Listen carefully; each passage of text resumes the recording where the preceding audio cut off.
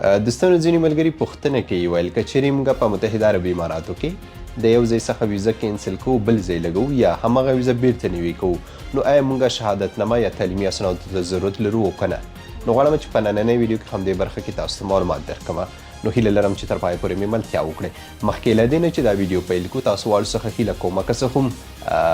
زما ویلو ته ضرورت نه پېښېږي تاسو په خپله هم ویډیو شریکوئ خو بیا هم زه تاسو ته یادوري کوم چې کوشش وکړئ دا ویډیو خپلو نورو ملګرو سره هم شریکه کړئ تر څو دوی هم د دې معلوماتو څخه برخمن شي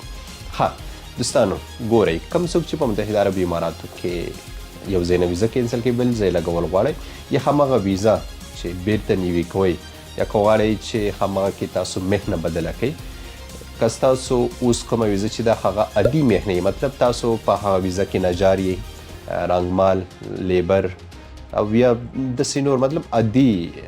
مهنه که غواړئ چې هغه تاسو بدله کړئ منیجرۍ ته یې واړوئ مدیر ته یې واړوئ یا بله داسې مهنه چې هغه غټه مهنه به ورته ووایو که چیرې هغې ته تاسو اړوئ نو بیا تعلیمي اسنادو ته ضرورت شته کم سے کم تر 12 پورې باید اسناد ولري که هغې نه نور څومره لوړ نو هغه خو ښه خبره ده خو که چیرې تاسو هماغه عادي مهنه غواړئ مطلب د نجارۍ د عادي نجاري یا د نوره داسې لیبر مهنه غواړئ نو بیا تعلیمي اسنادو ته ضرورت نشته په لنډو ټکو کې به درته ووایم